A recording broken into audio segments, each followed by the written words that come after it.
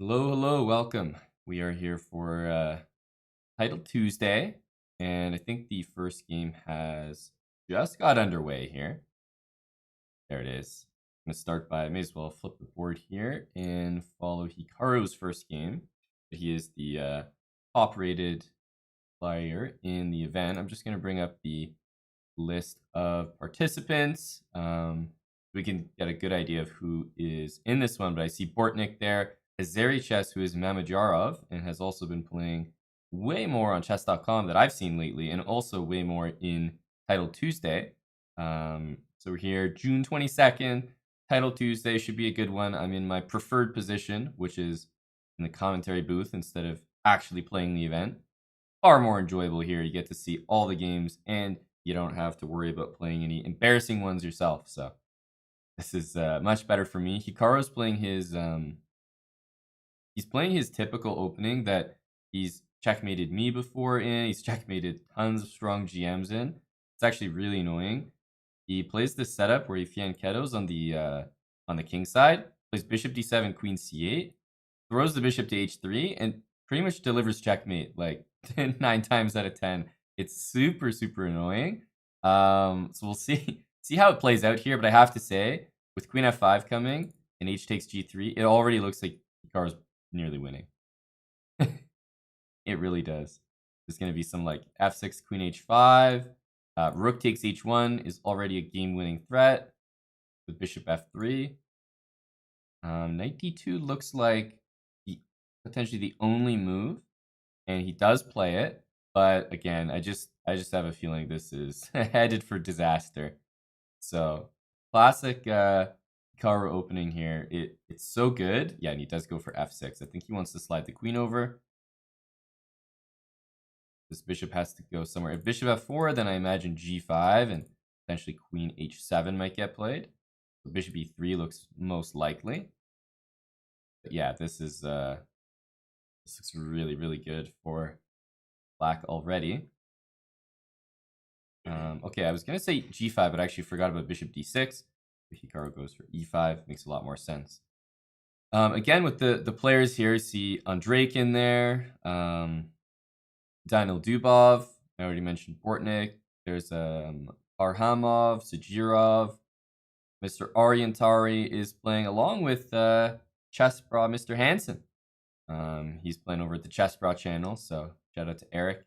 There I see Jobava, Kovalev, Gadakamsky. I mean, I could just keep scrolling this list, and I don't think I'd get a name that a lot of people didn't recognize for a good period of time. There's Wonderful Time there as well from Vietnam, and this is queen h5 and game over, right? White tried to get a little fancy here attacking the queen, but you can't get fancy when your position is that shaky. So this looks like it's already going to be an early knockout here for Hikaru. What's the line? Oh, we just rook takes here, or he's making it even worse. Rook h2. Rook h2. Very nicely played. Very nicely played, and that is a win for Hikaru. Let's take a look at a few other games here, jumping around. Welcome everyone to Title Tuesday. I am your host, Mr. Ramon Hambleton, and happy to be bringing you the action today. You just joined us. We're in round 1, so you didn't really miss that much other than a pretty nasty KO from Hikaru to start things off. The BJH in here, Olympiad. Shout out to the mods. What's going on, guys? And e5. Don't know about this, but he's in trouble. Basically, like rook here is going to deliver checkmate practically on the spot. So black is looking to spice things up there. King g8 is just the only move. And I was going to say, is rook f3 going to happen? Probably not, because then the white king has to start going for a journey. Too many checks. Too many checks. Is Raunak Sadwani playing? I'll have to double check for you. But I think there's a very good chance. He's been playing a lot of these events lately from what I've seen. Howdy, J Beast. Happy to be here, buddy. Happy to be here. So again, this looks really, really good for white. The black queen is just entombed there. I feel like the move h3 is really useful. Also, this pawn is probably a big reason why white still has a lot of chances to win.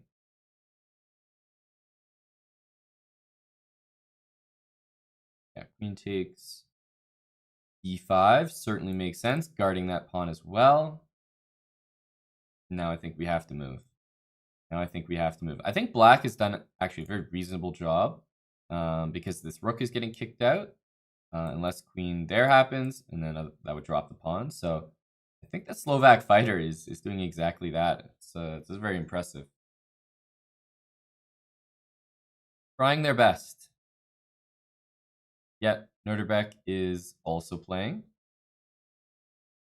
in the event. F6. So basically black is going to be targeting this pawn maybe as much as they can. And also this one. So have to attack the weaknesses. And there we go. More pressure here. A4 seems to make some sense where it's protected. And remember, if this queen ever, ventures out into the position, there's just going to be queen h6 and checkmate immediately. So you have to be careful. I was going to say, I wonder about this, but it can be defended. Black is making progress, though. More pressure. If queen h6, black would actually win the game with rook takes. Ooh, but trading a pair of rooks is exactly what white wants here, because now this pawn is defended twice, and it means that the queen can move. So that was a really poor trade there. And queen a7, hang on a sec. That doesn't work at all. I think he forgot that rook c1 wasn't possible. And whenever you're in a position like this where basically you can resign, right? If rook c1 is impossible, black's dead lost because checkmate in one. So whenever you're in a position and you're online, what's the most common thing to do? Play the move anyway. You may as well and see if your opponent sees it or not. Now, if this was over the board, this would just be very embarrassing. You play rook c1 and your opponent just looks at you. And it's just like, are you kidding me, dude? But online, you don't get to do that. So people get to try these moves like rook c1 more often. Let's keep looking here. Your howitzer. That's David Howell from the UK. Oh, we have some reports. Maybe got an Eric win early on. There we go. He's been doing really well actually. Last Title Tuesday, he was in first place, clear first place. Ahead of every name you can think of. I think he was 7 out of 7, and went on to finish 4th in Title Tuesday. So he's been having some good results there. So obviously, commentator bias, definitely rooting for Eric to have a good Title Tuesday this week. Okay. Even though it's 2 rooks for black here, the person pushing for the win is certainly David Howell with the white pieces. This one doesn't work though. Yeah, got to give up that pawn. And you want to go like rook here, rook here. Okay, well, rook c4 is just a blunder, but you had 2 threats. You had bishop there and rook there, and both look pretty unstoppable. Nice win. Certainly white's the one playing for the advantage there, though. We're still at round 1. This is crazy. We must have been watching some games that really finished super quickly.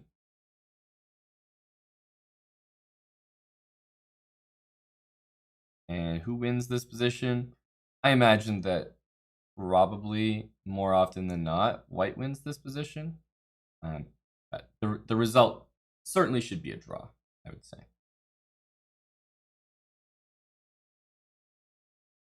Oh, f3?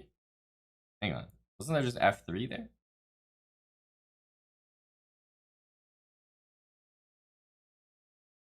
What? Yeah, this is winning for black. Hello?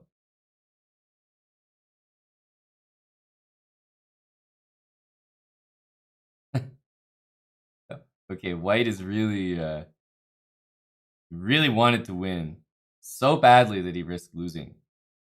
And he didn't just risk losing, probably will lose. This is a very strange check. That's a very strange. Okay. I don't know why he gave up his pawn there. Oh my god. Oh my Oh my god. good lord. That is and he won. He timed out, so he actually got the win.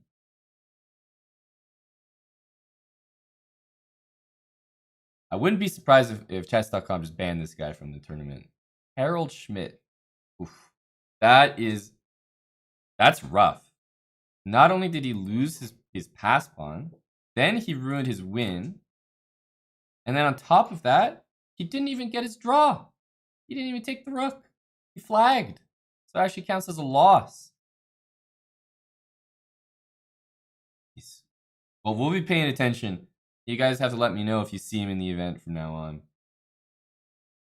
Because I wouldn't be going to too many public areas after a game like that. My goodness. Well, hey, it's Title Tuesday, and that's only round 1. If that's a sign of things to come, I think you guys are going to enjoy yourselves.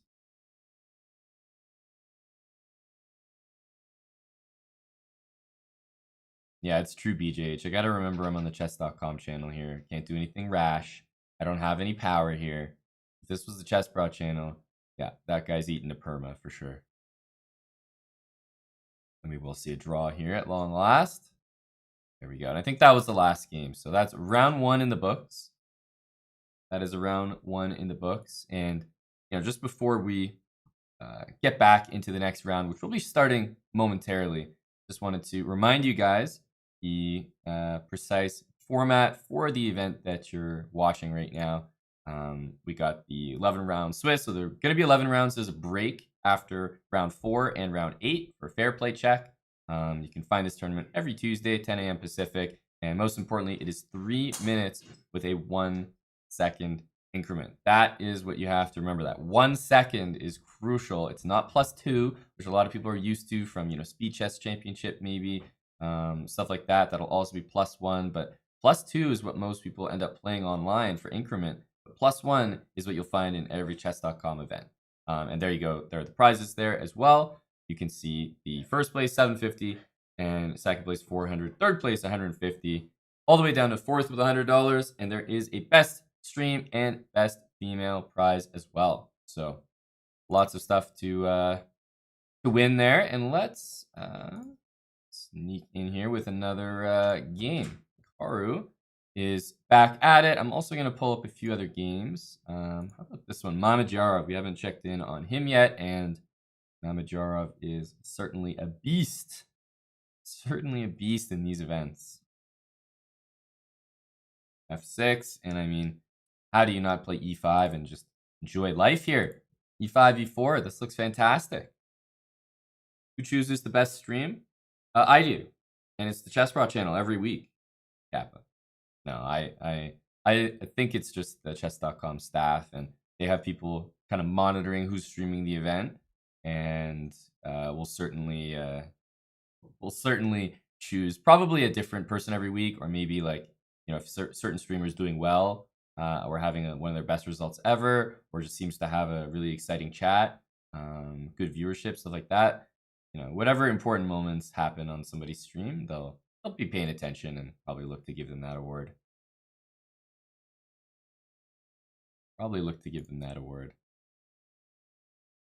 So anyway, yeah, E5. This is crushing for Black. I think we're looking at a very quick win for Mamajarov. Not only is this just a good position, but if I had to pick the last guy in the world I'd ever want to have this position against me with an attack brewing, it might be Mamajarov, unfortunately.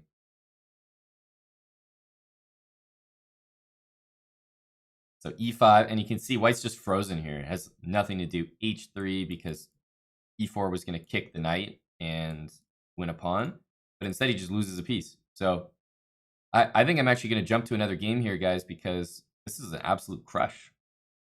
This is over. Let's look here. I got my coffee here, my Chess Bro mug, www.chessbrostore.com. Yep.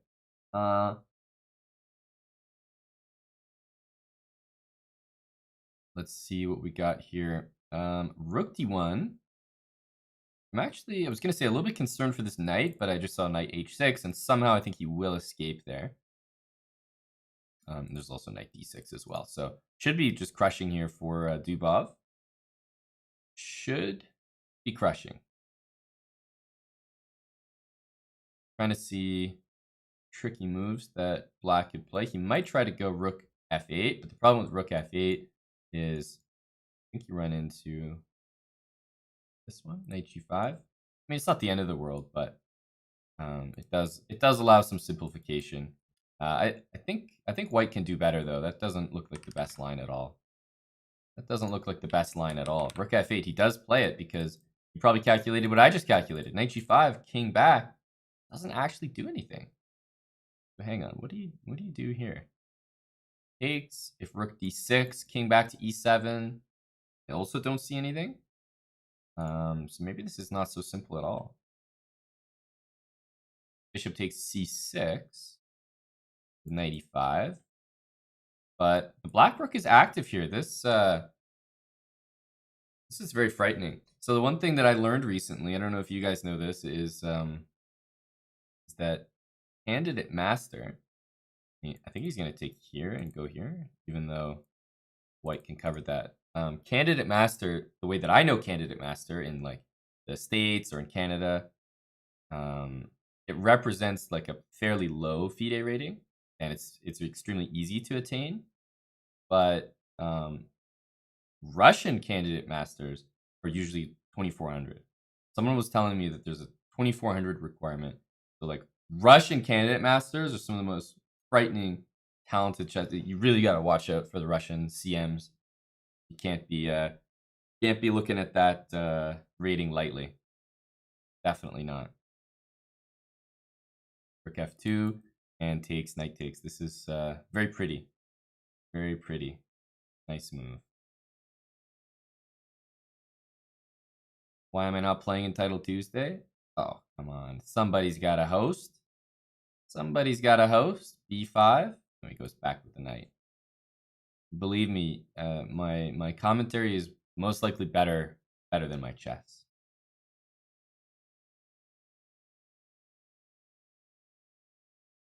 Rook c8. This has been a much better game. By the way, Mamadurov did win that game handily that we just checked earlier. Okay, 95. Are we going to see some checks down here? Check, check, and take? I would have gone for that. So black is like saving the pawn, playing defense. If I was black, I would have check, check, take, and then we have two pawns. I know white has two pawns as well, but if you're going to be down a pawn, you may as well get a situation where you're just racing, because then the extra pawn doesn't really matter. But here, I feel like this extra pawn is going to be, noticed. With only 6 seconds for black, it'd be a lot easier if he was just pushing a pawn down the board rather than playing this tough position. But yeah, I think g4. And the question is, do we want h4? And I think he does want h4, just not yet. And these pawns are not moving.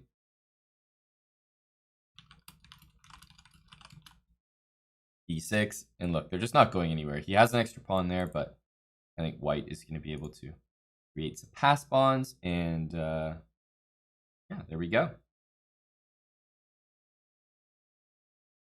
Come on. I don't know if you know Eric Hansen, but you should check his game. I've heard a bunch of people with that comment so far. It looks like he might have gotten a result. There we go. He's 2 out of 2.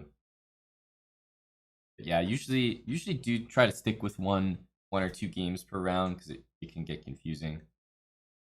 And yeah, a6. I think king h5 should be game over.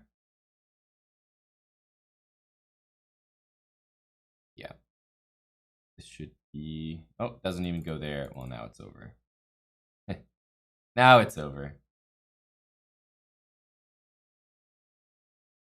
All right, and let's keep looking here. Oh, I was gonna say up a piece. That usually means good things. Jospim, the fan favorite, very talented player from Peru, and I was about to say, can we just take that? I think we could take and go c3. Go for the win there. King comes to h6. Bishop to... Oh, it's got to be here now. Can that be taken now? Probably not. But it could have been taken previously, I think. Okay. How does... Oh, bishop e4. What? Is he taking a draw? No. Yeah, there's no way. There's no way.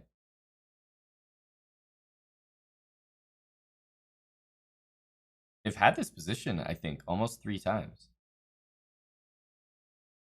I don't know why black is taking a draw. It makes no sense to me.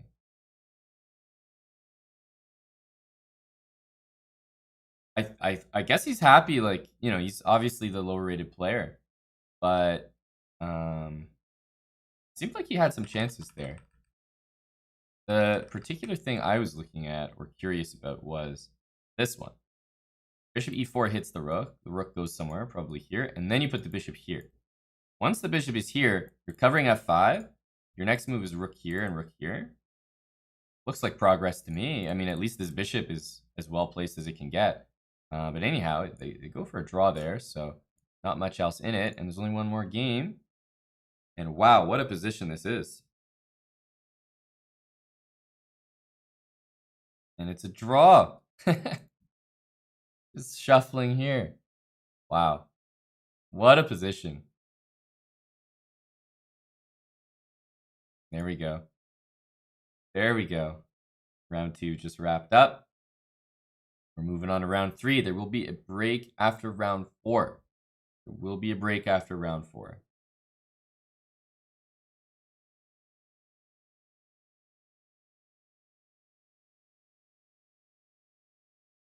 Let's take a look at, where should we go now? Take a look at Bortnick.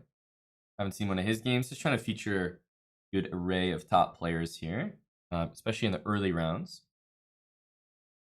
That is kind of a cute draw. Low books are nice.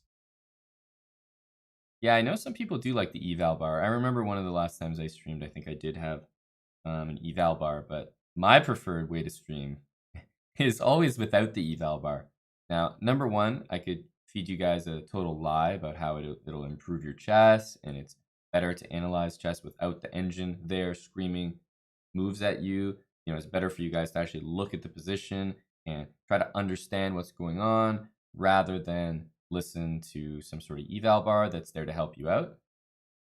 But if I wasn't lying to you, then I would just tell you, hey, when I have the eval bar on and I say something that's wrong, the eval bar is going to be there to smack me in my face and, you know, immediately tell you guys that the moves I'm telling you are total BS. So I'd rather that it's not there at all so you guys don't know when I make a mistake. But obviously, I do it for your improvement. I do it so for you guys, for your improvement.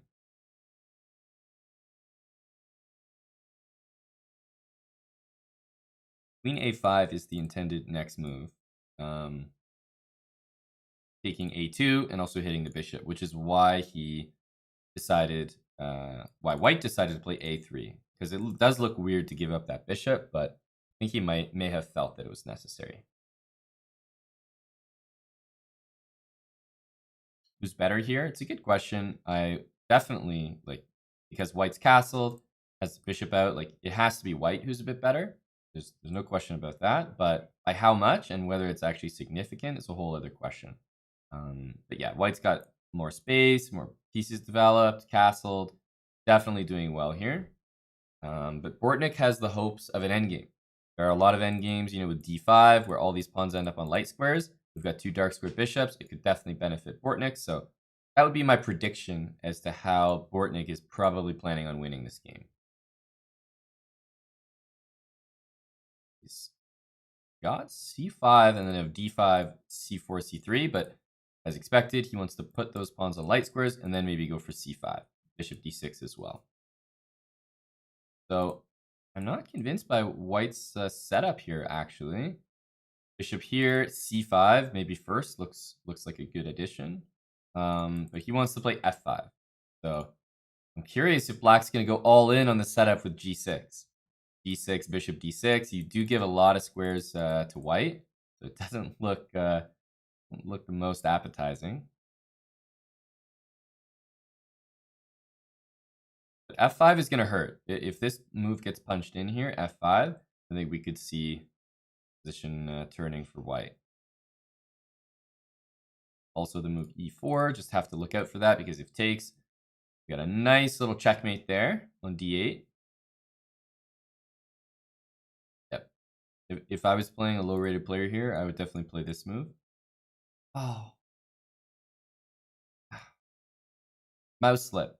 And as soon as I played queen e4, I typed to my opponent, sorry, can I have a take back? And then they'd be like, ha, no. Take the queen and just get mated. But Alexander Bortnik is a 3000 blitz player, so he's a bit of a different story.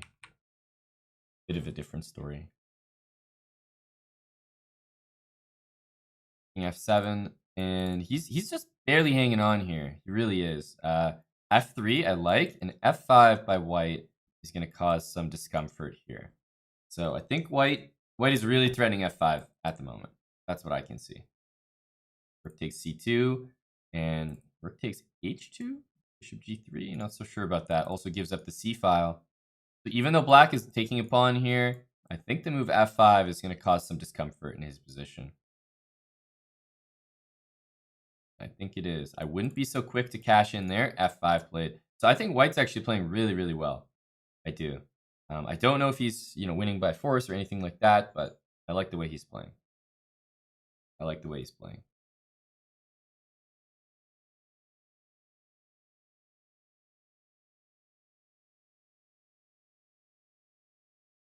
So here's the all-important moment, though.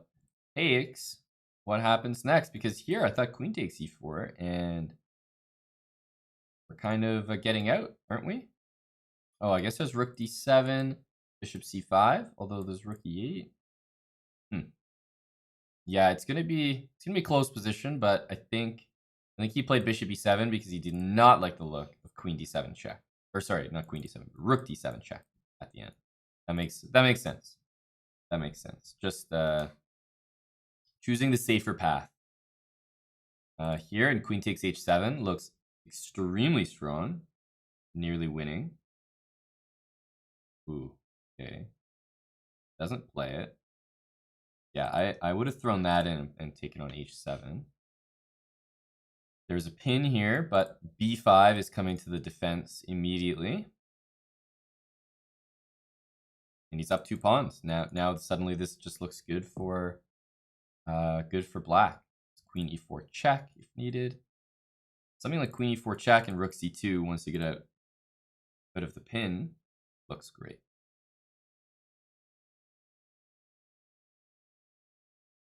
King is looking for shelter. White king also finding some shelter here, but once the black king gets to h7, I think the game starts to open up. Why so's? Yeah, just the queen d7 on queen e4. It was pinned to the king, so it wasn't possible. But I know what you're thinking. There. There is a queen trade if he wants it, but I'm actually not sure that he does. Yeah, I think he can generate way more serious threats by keeping the queens on the board. Be queen f3, hitting that pawn. Ooh. Okay, well, if that move happens, it's GG. So bishop h4 threatens to play it.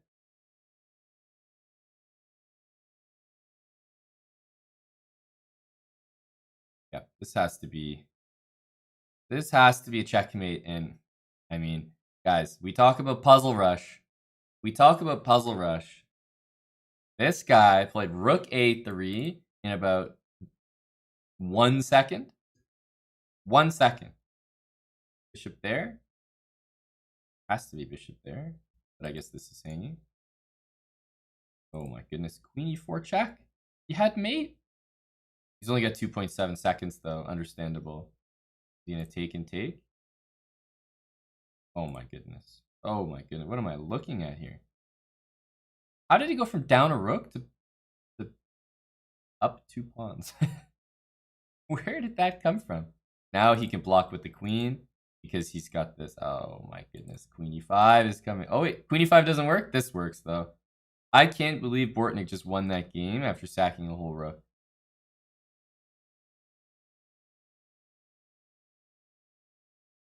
And of course, what do we all do here? We go like this. Can't go for the Rosen stalemate. Hope he pre-moves g5. This game was insane, no? Let me see. So I think he had the mate here. Obviously, he's moving so fast. It's not like he had time to see it, but there was a mate here. And he played rook a3 thinking, oh, if king takes, I go here. And if king here, I have this mate. And then if pawn takes, I have this mate. So that was his puzzle rush thought process. It didn't quite work because of this move. But then he just made it work. He just wasn't going to take no for an answer. Very impressive. Very impressive. So we are moving to the end of round 3 here. We got road to GM 3000. The bishops, I mean, this benefits black for sure. Basically, there's one pawn that can be attacked, but I don't see how he's gonna. We'll see how he's gonna be able to win this one. It's just too tough. Too tough. Oh, bishop a4. What a blunder! What am I saying? This is Title Tuesday. Nobody actually gets the result they're supposed to get. I forgot. How could I forget that? How are you going to pre-move with 8 seconds in your clock? It's just ridiculous. This is crazy stuff. With 8 seconds, you shouldn't be pre-moving anything. Bishop to c2. Because all white needs to do is choose the opposite square of wherever this bishop is attacking. So bishop here, you play to here. And then, you know, bishop here, you play here. Pretty simple. And you just get a draw by using those 3 squares. But he pre-moves. For what reason? I don't know. I don't know. But we're at the end of round 3. We're at the end of round 3. And moving on to round 4. Now, there will be a break after round 4. We've got a lot of people 3 out of 3. Usually, I don't really go too far into the standings until a couple more rounds happen, just because that becomes a little bit more established. Like right now, if I look at the standings, probably 100 people with 3 out of 3. So not much to see there. Not much to see there. But I will update you guys a bit more in depth after a few more games have been played. But for now, check back in with Hikaru here on top board. He's playing Timofeyev from Russia. And like I said, we do have a 5-minute break at the end of this round. So that'll be a nice little breather for some of the audience. We've had some crazy games so far, so I wouldn't blame you if you needed a break. I can feel I can feel my my blood starting to boil a little bit at some of these blunders. And you know, maybe not everyone in the chat has had the experience of being both in the tournament and in the commentary booth. You know, I think there's few people that have, but I'm one of them. So when I see these blunders, I can actually appreciate that when I'm in the commentary booth, these guys look like bad players. And when I'm in the tournament, I'm the bad player. I do those things too. But it's just, they look so much worse when you're sitting here with your coffee in the chat and you're able to calmly calculate variations. My goodness, it's a luxury. That's why I always say I prefer to be in the commentary booth.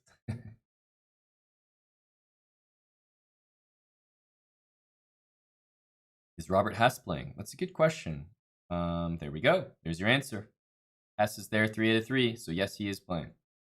See Jon Ludwig Hammer as well.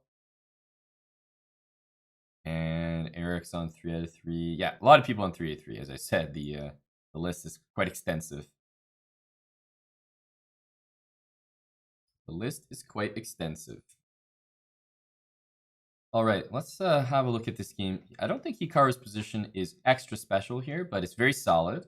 Timofeyev seems to be having a good game so far, but this is actually Hikaru's specialty to me. I mean, Hikaru is obviously a great all-around player, so it's not like he's gonna have a part of his game that is super weak. But if I had to name a part of his game that's super strong, I would probably say his ability to just make something in blitz from an equal position.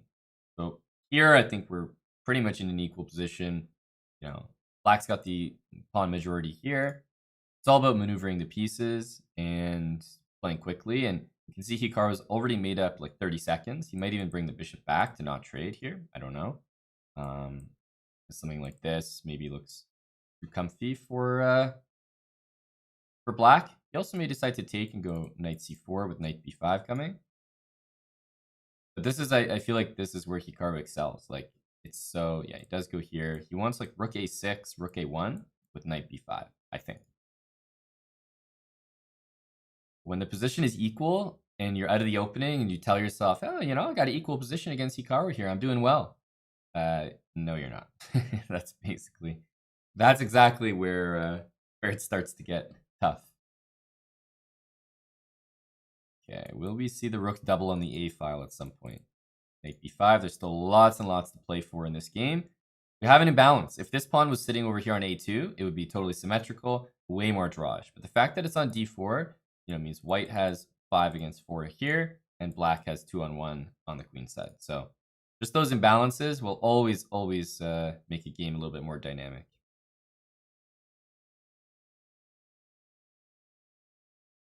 Knight to d8. Okay, it's a bit of a weird move. Yeah, if knight b8, I'm already wondering what's going on there. Okay, here, knight b8. I think there's rook takes b6. So you can't even kick this rook out now. If knight b4, rook takes a7. And again, Hikaru's he's just getting an advantage. Knight b5 next, and loses a pawn, and game over. This is what I'm saying, guys. Timofeyev, I think, had a really successful opening. Can't complain about that. And look how quickly Hikaru just pretty much walked in and won the game. Like, it didn't look like he had to work hard at all. Impressive. Well, that's what a top player will do to you. It really is. I assume that this can just be taken. I'm trying to see why not, but I don't have the answer. So yeah, just take that. Rook takes a7. There's going to be a pin if he takes it, and then knight e5 is going to, well, huge threat. Knight e5. Black has to take this rook. There's no question. Because yeah, we're just gonna resign. You see, incredible. Yeah, this is Hikaru at his finest. This was a totally equal position, maybe like 10 moves ago, and Hikaru just made a GM look bad, which is just Hikaru things. All right, let's move on here. Take a look at some other boards. Oh, look, I was going to take a look at both of these guys at some point, but they're playing each other. So this seems like a big matchup. Hammer only with 5 seconds, though. What is going on here? We got a minute for Eric against just 4 seconds ticking down for Hammer. And is Eric up 1 pawn now? He is. He's just up 1 pawn, but his king looks like it's in a particularly strange spot. There's some checkmate ideas here. This rook also needs to join the game. Maybe like rook there. Cover checkmate, I'm not sure. Okay, and now how to deal with this these 2 rooks. There's one option to take and allow this check and say that after king e2 there's nothing happening. That's certainly a school of thought. Rook g3 seems to kick the knight out. Okay, organizing his pieces, but hang on. Yeah, I was about to say rook here or rook here. I don't think I like what Eric has done. Although, what is he going to do? He's going to come back with rook c2, I think. Or knight d4 and then rook c2. So he's, oh, he gets the win on time. That's such a good feeling when you're in a position like this as white and you're like, I don't really know how to actually win this. Oh, I won on time. Okay, perfect. Don't have to think about it anymore. Eric gets the win on time, and right when Hammer's position was actually starting to look a little bit better, he runs out of time. That plus 1 second increment is so unforgiving. I've been on the worst end of that, and here we go. I just talked about the increment being unforgiving. Here it is. Wonderful time also goes down on the clock. Didn't look like he was doing that well on the board either, but obviously that doesn't help.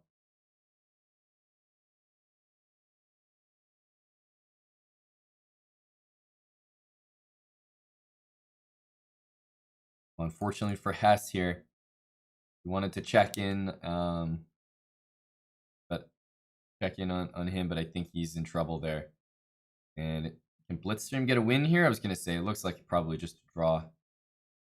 Looks like probably just a draw. Hess, can he hold this draw though? That I feel like it would be just crazy, crazy impressive. Like this, I feel like this king just walks over, unfortunately. Yeah. Robert's trying, but I don't think he's gonna have any success here. I think king d2 is exactly where you want the king, and then you just block the check, and that should be game over. That should be game over. Tough endgame. Well played by Dmitry Colors, who's playing with the black pieces. Let's see. Trying to check in on some. Oh, we have I was gonna say we have a female prize. So I was gonna check in on some of the leadies in the event. Bin Bin is someone who actually find her really strong. Often beats me in this Title Tuesday event, and we all know you got to be a super strong player to do that. Kappa.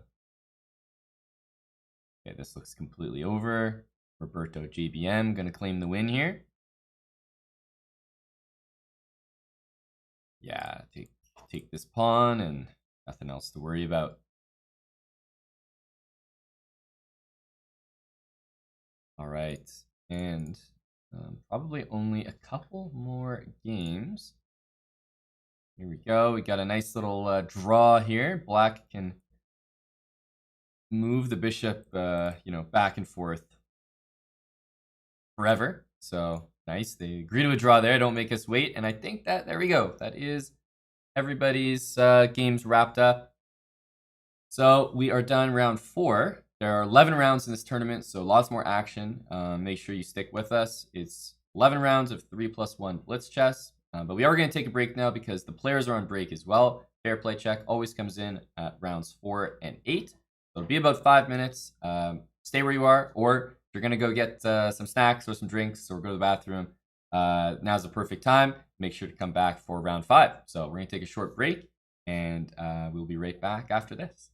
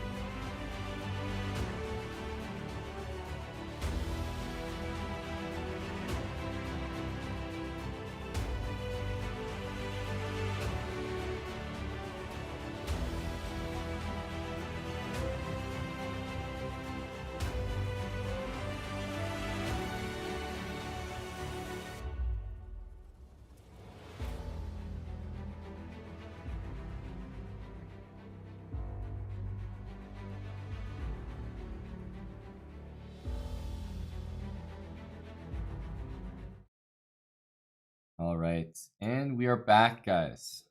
We are back. Hello, hello. We got another round of Title Tuesday for you. Hope you didn't miss me too much. Got Hikaru here, 4 out of 4. Can start to give you guys a little bit of an idea regarding the standings. There's still a lot of people with perfect scores, as you can see, but only 19 people. So we can reach the bottom of that list there. We see Onishuk, Vladimir Onishuk, that is. Hikaru Nakamura, of course. Vladi3, who does very well in these events. Anton Demchenko, Dmitry Kolars. Eric is up there as well. Genghis K, kind of a regular, and Sinan Sajirov, 4 out of 4. So lots of names that you might be familiar with that I mentioned at the start of the event. Mamajarov, for example, noticeably absent from the 4 out of 4 group. But don't worry, 3.5 out of 4, 3 out of 4. There's going to be so many players in the chasing pack. So there's going to be lots of people playing catch up here, and that's why there's 11 rounds in this tournament. Lots of room for early errors, maybe dropping a bad game, a bad draw, and making a comeback for these top guys. Oosh, I did. Yeah, the event with Ali Reza is very exciting so far. I've been enjoying it. Had a strong finish in that one. What are the gray numbers? Well, if you're referring to these ones, like 4 out of 4 here, it's like the first number is their total amount of points, and the second number is the total amount of games. So these people have perfect scores, 4 points from 4 games. And then the gray numbers beside that, I guess maybe those are the ones you're referring to, are the tie breaks. So that's the reason why this person, Sajirov, is in first, and a guy like Platy3 is down in 11th because his tie breaks are 8.5 and his tie breaks are 11.5. Usually the tie breaks have to do with how well your opponents are doing. So if it has to do usually with either the ratings of your opponents or how well they're doing. So if I play a tournament, I play 11 games and I win all my 11 games, and someone else plays a tournament and wins all their 11 games, then what we're going to do is we're going to look at, hey, who did you play in those 11 games? And if you find out that I played a bunch of 1000s and then someone else played a bunch of GMs, obviously the guy who played a bunch of GMs is going to finish higher than me based on tie breaks. So there's a nice little automated system that gets used in chess. There's a few different tiebreak systems, but the most popular ones are pretty widely accepted as fair. And they rank people according to their performance. So winning against higher rated players and winning against players that have a lot of points in the tournament is always gonna turn out better tiebreak wise. So that's pretty much all you need to know about that. But it will end up breaking ties for later based on the seeding and final standings. However, for money and distributing all the prizes in Title Tuesday, that never affects it. So even if someone finishes 9 out of 11, someone else 9 out of 11, if there's a big difference in tiebreak, it doesn't matter for the money. But for the Chess.com standings here, it does put them at one ahead of the other.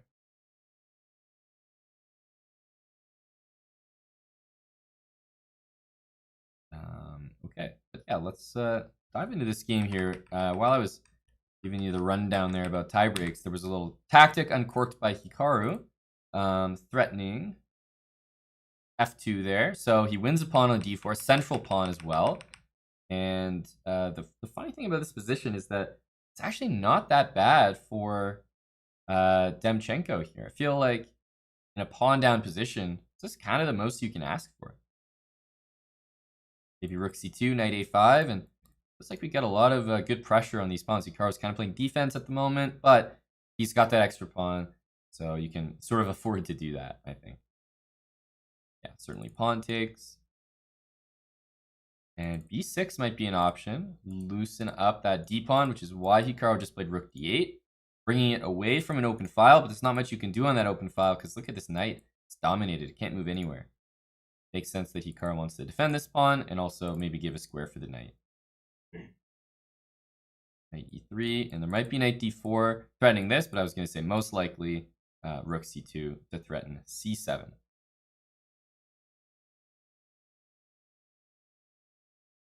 trying to think what white is going to do next, because Hikaru's starting to play, as you should in Blitz. He's playing very quickly.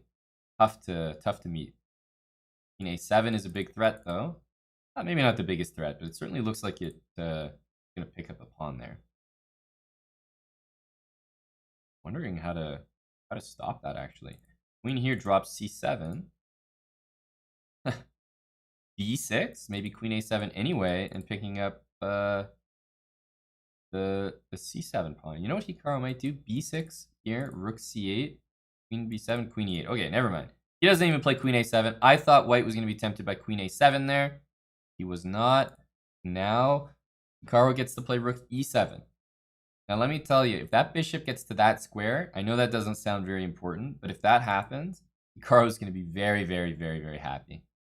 Because this bishop, just alone on that square, is going to defend against, like, 3 major pieces for white, all attacking this pawn. Just one measly bishop. If he can get that to work, I assume he's going to play rook f7 next. Okay, idea of rook a8. And I think he maybe wanted to take here, but what's happening after this? Oh, no, wait, why is he not playing that? Hang on a sec. Why is he not playing d5 there?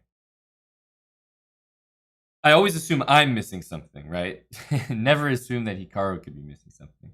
But yeah, why didn't Hikaru play d5 there? It certainly looked like that was a pin knight. Now Hikaru's position has transformed into something extremely ugly. Unfortunately, this is not a good position. Okay, the king is relatively safe there. I assume he's going to attack that pawn or attack that pawn. And this is a bit annoying. Oh, white's going for a draw? I would be very annoyed here as Hikaru. I would be very annoyed. I mean, your opponent's up a clean pawn with great knights, and I don't know how he got that draw so easily. Hikaru made it look like nothing. Trust me, if I had this position, there wouldn't be any draws happening. So yeah, I assume I'm missing something here, but this to me looked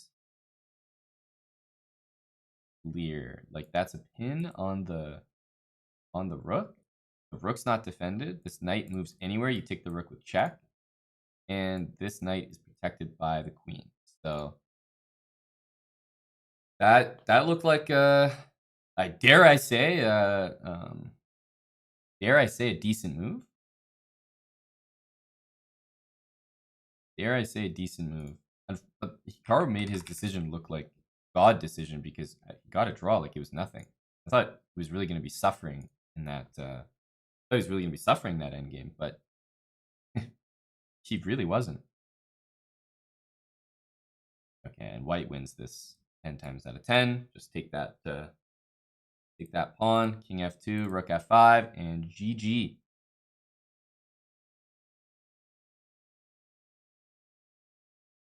Yeah. Nice technique here. There's unfortunately no hope for somebody against 3 connected pass pawn. 3 connected pass pawn.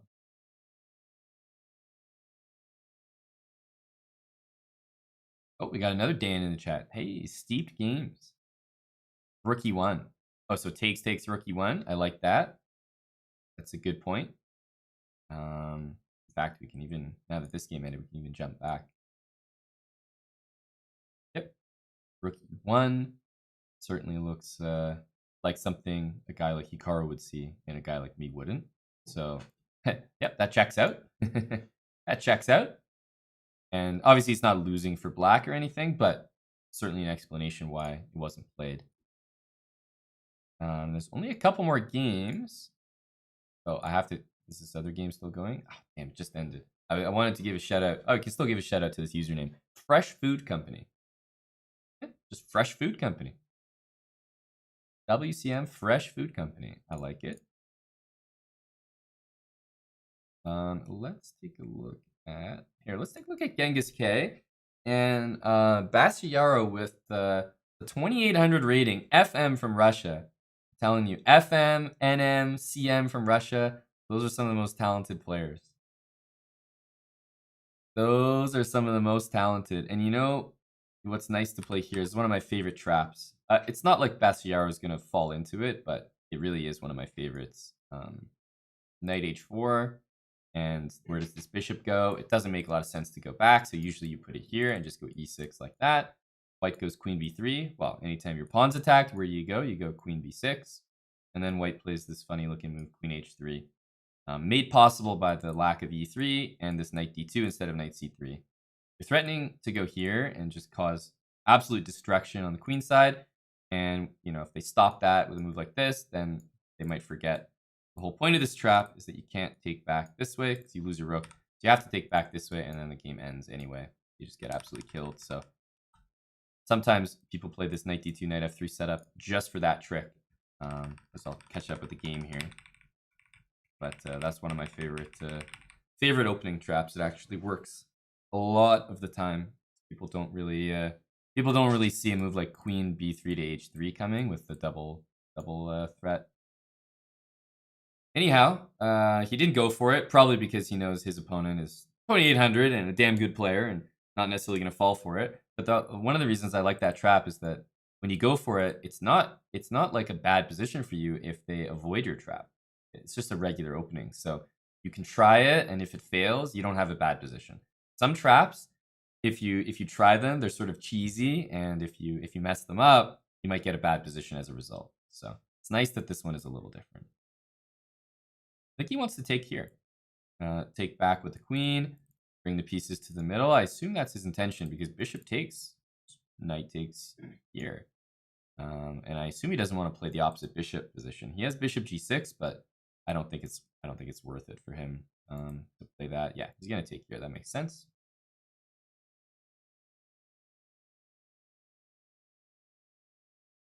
Thank you, Swag YOLO. I have to get your testimonial on the Chess.com website. Wow, thanks for the tactic, Amon. Just played that in a rapid game and won +8 rating. Wow, that was fast. Okay, rook d1.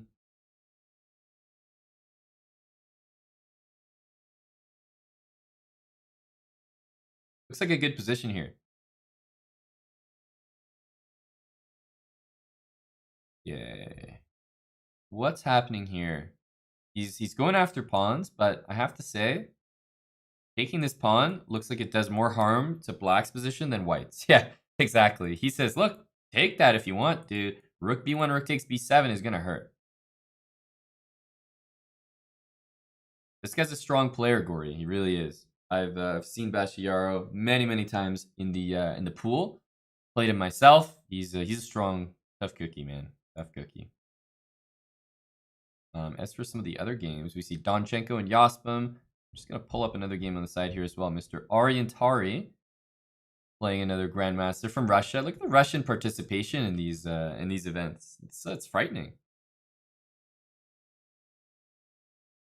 Axon Jackson, I agree with you.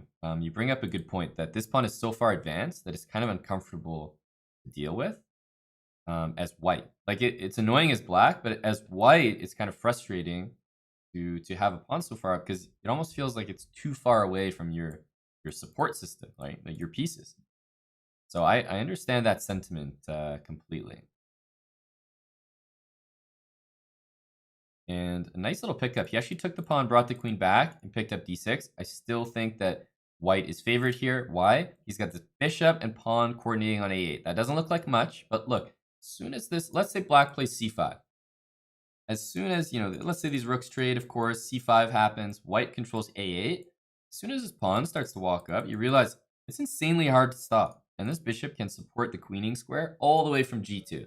So I think big advantage to white here. If Bastiaro can hold this for a draw, I think he should be very happy. Very happy.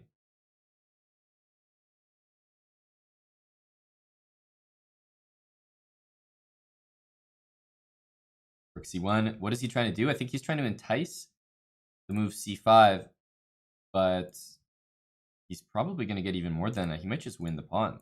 something like takes, rook c8 might happen from black, and then he's going to look to play c5, c4. But as soon as that happens, just an example line for you guys, something like a4, start to get pretty concerned here for black. Okay, and queen d2, not making a threat. Don't forget you've got that queen there. However, queen takes rook is obviously the more serious threat. So I wonder if he's going to play rook here. Next move, h3. Black is getting very active here, which is exactly how he should play. Still think the advantage goes to white, but Bastiaro is making this one interesting.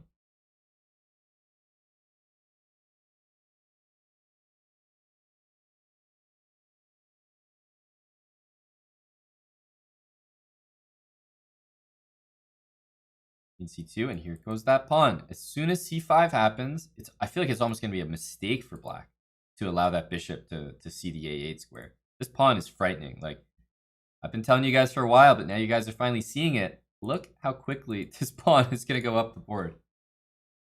Scary stuff. Scary stuff. Okay, it's got to be rook d1 that he's going to try, but there's not much in it. You could just leave that there, a6. Remember, this queen is covering that square.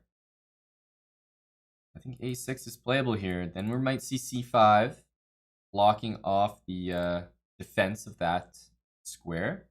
But I think white can follow that up with like check and here. Looks really good. Looks really good. h3 also looks really good. It's a nice game so far by it's a nice game so far by Genghis K. Really impressive stuff. And guys, look at this. He's just going to win the game thanks to that pawn. I mentioned it earlier, but that is a really, really nice game. It didn't look like much, but that A pawn coupled with this bishop was always going to be white's game. Super nice technique. Okay, let's check back in. We're going to pull up Hikaru's game here, and oh man, that's Anton Korobov, a very strong player, and he gets the better of Hikaru here. Bad luck Hambo coming in just to watch the flag fall, basically. Let's check on Tari, who looks like he's gonna secure a win here. Ooh, queen here is a nice move. Queen here is a nice move, because if the king goes here, there's knight d5 check. King goes here, there's knight d3 check. I was thinking that g4 was fancy, and I was like, oh yeah, Aryan's gonna bust this out. Queen g4 is just way better, way more solid. But g4, black can play king here. I was thinking maybe if he takes, then you bust out this, but Aryan keeping it simple, keeping it classy. Very nice technique. He's up a piece, and he's gonna win that queen by a tactic, no matter what. So, very nice game there. Jump up to the top here, and ooh, that's a win for David Howell. Yes, it is. And over here, this is actually going to be a win? There's no way. There's no way. Black actually win this. So what needs to happen is this king somehow needs to get there, and then the bishop can sacrifice for this pawn.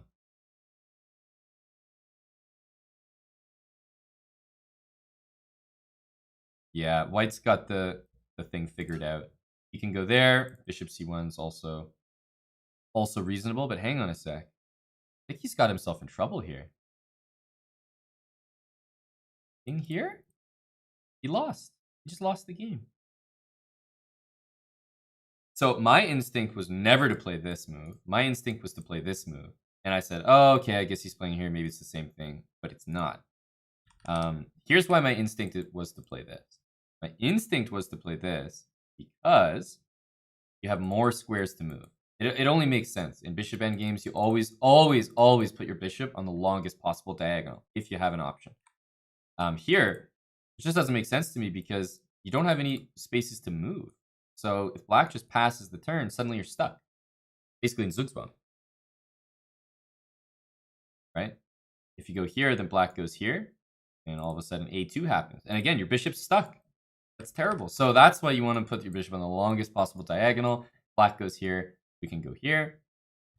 And if black waits, then guess what? We can wait as well. That's important. So that's the main difference between the two bishop moves. But obviously, an experienced GM here not often going to make that mistake, but with time ticking down, he just chooses the wrong one. And he pays for it. Loses that game. And we are wrapping up round 6. On to round 7 now. On to round 7. Let's see who is in the lead here. So we got Anton Korobov. He just beat Hikaru Nakamura. Alexander Zubov, so the Ukrainians, making a push here. 6 out of 6. Genghis K. We just saw a great game played by him.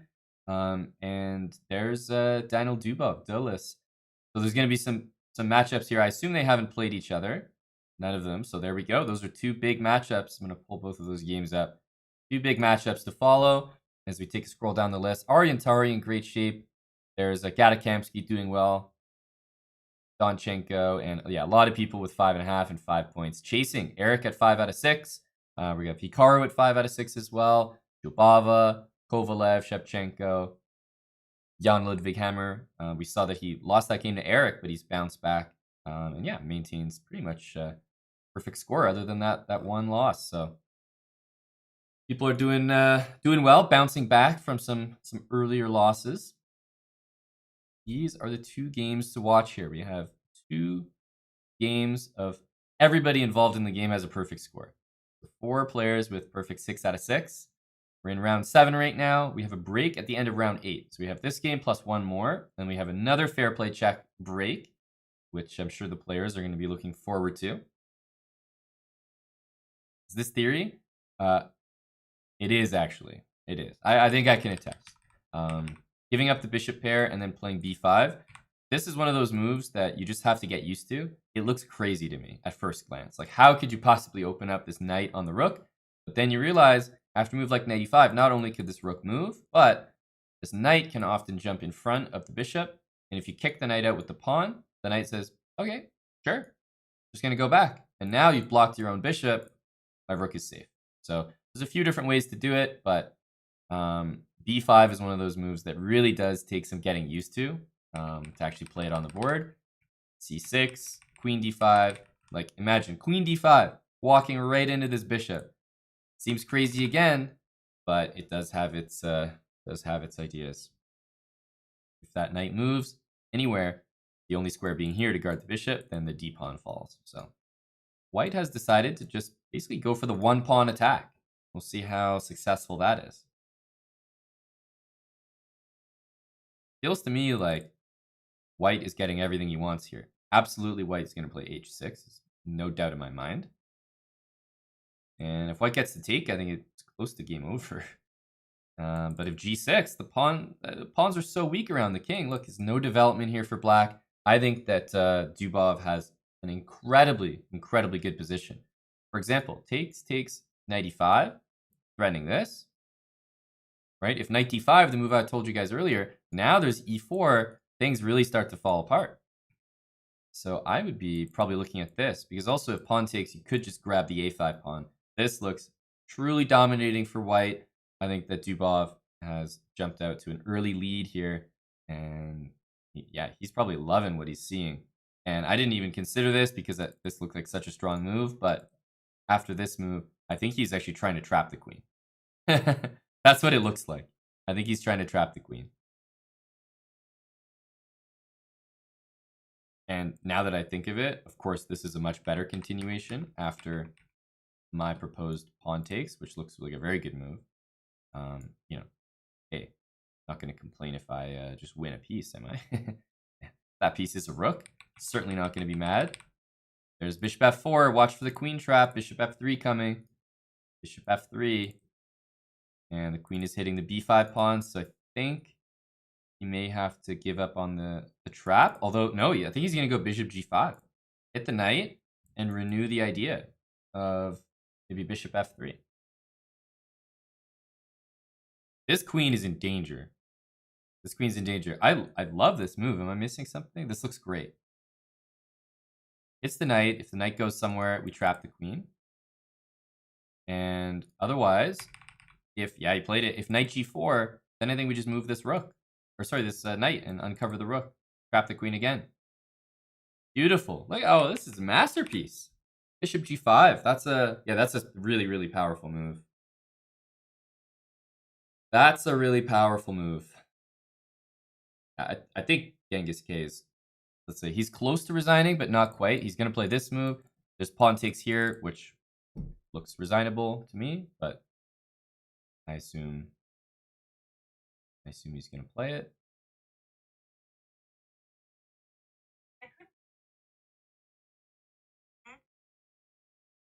Hey Siri, just wondering if there's any hope for Genghis K in this position with the black pieces.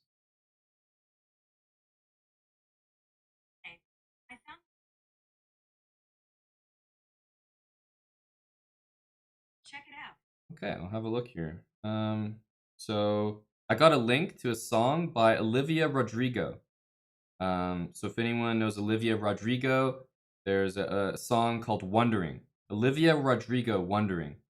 So I think that's the recommendation. Maybe Genghis K could put that song on. Probably be the best hope for him in this position. All right, shout out to Olivia. Perfect. Well, as you can see, basically the position's hopeless. Basically, the position is totally hopeless. Now, with that being said, let's jump to the other game because, Zubov looks, he looks like he's getting mated here, guys. He looks like he's getting mated. This looks rough. Because guess what? After rook takes, rook check, king there, there's going to be queen h7 with a rook g8 move arriving soon. Yikes.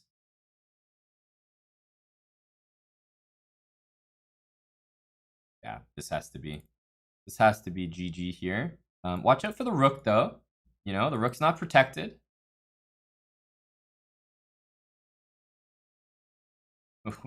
Scary. Scary. Queen check king there. You know, not so easy. Not so easy. I think he might have missed that move. Yeah, he definitely missed it. There's no question about it. However, black has 1 second, clinging for dear life. Maybe rook g6. Oh, rook g6. Queen takes pawn here. It's not so nice. And with queen e8 check threatened, and with time ticking down, he does flag there. So we see 2 decisive results from our top boards. Let's check David Howell. He's been playing some pretty exciting chess so far. But it does look like Gadakamsky is he getting the better of him here? I think he is. If e6, there's g6, so you have to do this. Bishop takes h7 is a threat. You cannot take that pawn. Hang on a sec. David Howell, he's got some resources here. He's got some resources. d4, a3. He's got to get that king out. No, this should be favoring that pawn. Do we take that? I was wondering about that pawn, but certainly don't take it now. Okay, now black has the upper hand. Rook c8 looks like such a weird move, but I guess he had his intentions. Hang on a sec. Okay, they just wanted to draw, I guess. They just wanted to draw, I guess. I thought black could have just played for a win there. Maybe a missed opportunity. Tari gets the win in this one. Maybe a missed opportunity for him there. Dmitry Andreikin. Look at how many queens are on the dang board. Holy smokes. My goodness, I'm getting confused here. Take that. B6, he's hanging the pawn. Everyone's blundering. Everyone's blundering. Is he just going to push? He is. I don't know what's up with that move.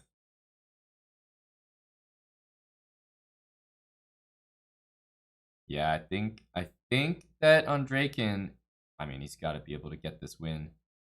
Bishop e6. Okay.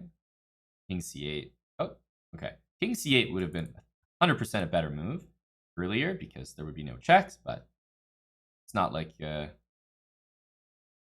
he's unable to win this position.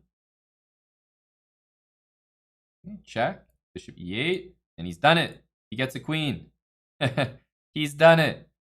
Wow. With those kind of positions, you know that you're winning. It's just finding that perfect king walk to get out of all those checks, and does find it in the end. Very impressive. Wonderful time here. Is playing for the win. I don't believe I'm gonna get it, but Now that I've said that, he's probably going to get it.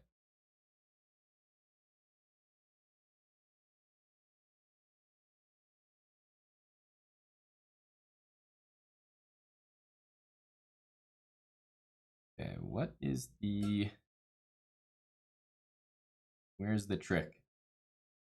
Where's the trick?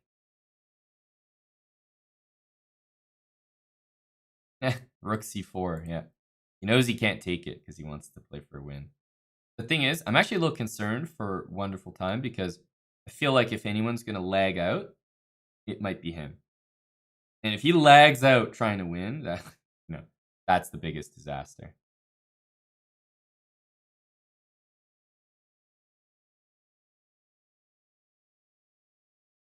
Bishop e3. I mean, obviously, white is trying his best to lose the position. But I don't think it'll happen. We got a king all the way on a5 now. Okay, he just allowed rook b5 check. So Wonderful Time. As I said, if someone loses this position, it could just as well be black. It could just as well be black.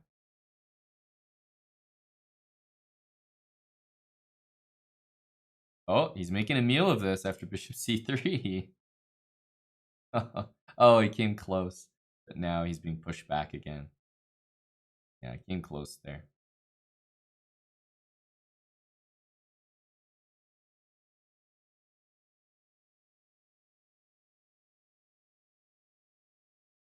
There's the 50 move rule. There it is. That good old thing. Coming in clutch for us. Well, it won't surprise you guys for me to tell you that that was actually the last game of the round. That was the last game of the round. Here are the standings. We have, well, a forced pairing. Hang on a sec. Is that going to pop up? There it is. 2 players, 7 out of 7. So absolutely forced pairing here. Those guys had to play each other, and that is the game we have on the screen right now. Ari and Tari, he's number 3 right now. He's having a great Title Tuesday. So we'll keep an eye on his game as well. If you do scroll down the list here, we see Eric 6 out of 7. Our boy Eric doing well. Bortnick 6 out of 7. Andrekin 6 out of 7. So yeah, a lot of familiar faces. Some 5.5s here. You'll recognize Hammer, Hikaru, and there's GM Creekor as well. So some familiar faces, familiar names. We got 2 huge games here. But, of course, I'm going to bring up Eric's game as well, just to keep an eye on that. Eric's been having better and better Title Tuesdays, so I mentioned that at the start. We'll see if he can keep that up. Hikaru, though, has been winning nearly every Title Tuesday. It's so impressive how he wins pretty much 1 in 3 Title Tuesdays on average. So, if you're a betting man, that's always a good bet to put some money on Hikaru. Hello to Salty Clown. Ashwin, yeah, we'll see about that, eh? We'll see. Okay, well, so this is the position with the 2 leaders, 7 out of 7. Let me just quickly jump to this one. I want to see what's going on here. Looks like Aryan has a comfortable position, probably around equal here as well. And then we'll quickly just jump to Eric's game and see what's going on. Eric's position does not look good. It looks tenable, but it certainly doesn't look good. Down a clear pawn here. Obviously, the opening hasn't gone his way. But hey, it's blitz. We'll see if he can make a comeback. But let's stick with the game with the leaders here. As white has managed to get a bishop to d5 with queen a4 and a pawn loose in the position. Have to feel that that white's doing well here. My first impression.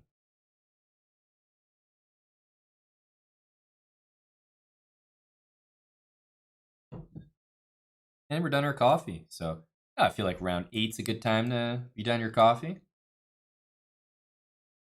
Just in time for the finish. So after this round, as I've mentioned a few times, but just again to remind you guys, we have another 5-minute break. And then after that, we're going to have rounds 9, 10, and 11 to conclude the tournament. And find out who our Title Tuesday winner is going to be for this week, taking down $750. F4, very aggressive move. Very aggressive move. Once rook takes f4, and guess what? That queen cannot stay protecting that knight from what I can see.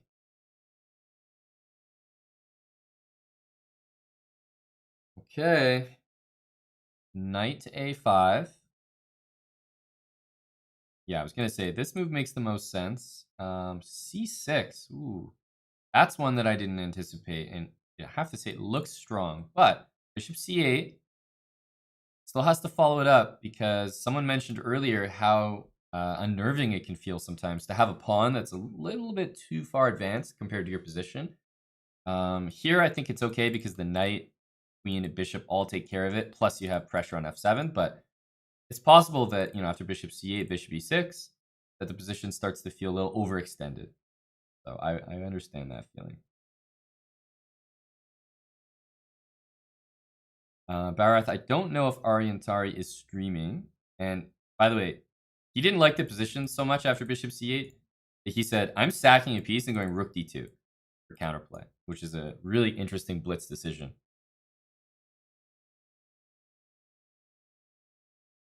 Like rook f2, and I'm wondering what is going on after that. Hang on a sec. Rook there. Rook d2. It's almost there. It's almost there. There is this available to check and pick that up. And white has 4 weak pawns. So I could see that. I could definitely see that happening. I'm trying to see if there's a way to make this work in a better way. The queen there is bishop b5 defending the knight. And I'm just not able to make it work tactically. So I feel like you have to take the knight first. Yeah, I think you've got to take the knight first. Does that. Okay, and we do see this line that I expected. So understandable. White's definitely better here. There's no question about that. But I think that black has done a reasonable job trying to salvage some compensation from that tough position. Hey, Justin. Some more mods in here. Always welcome. And guys, Aryan has already won his game. Crushing fashion. I'll come back to that maybe if we have some time at the end to look at it. But otherwise, we'll leave it. And oh my goodness, what has happened over here?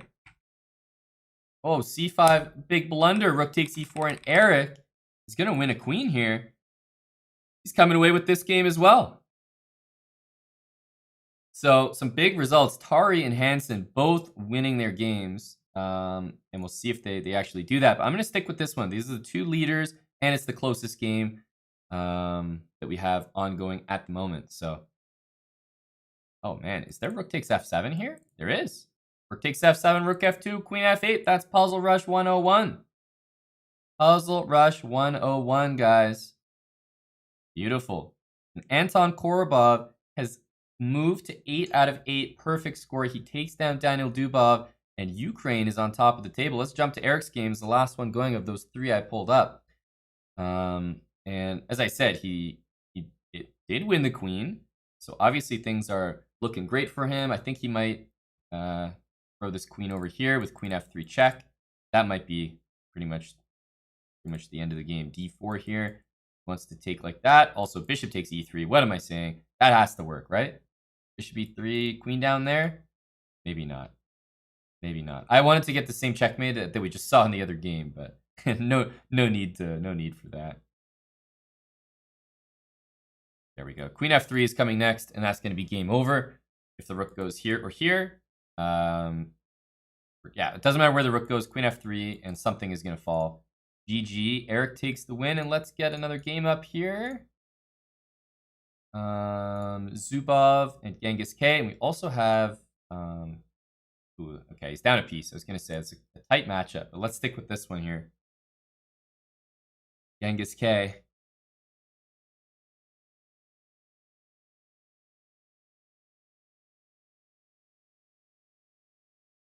Ooh, hang on.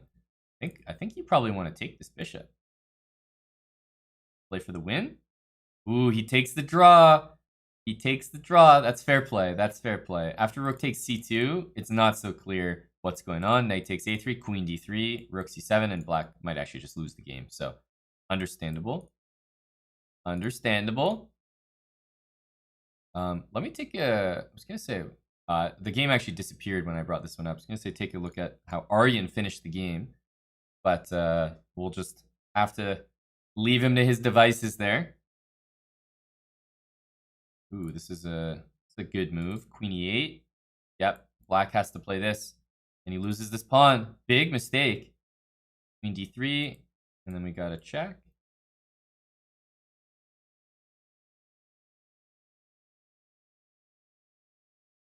Yeah, I assume the pawn has to start rolling at some point. Ooh, you want to take that? I think he could take that pawn.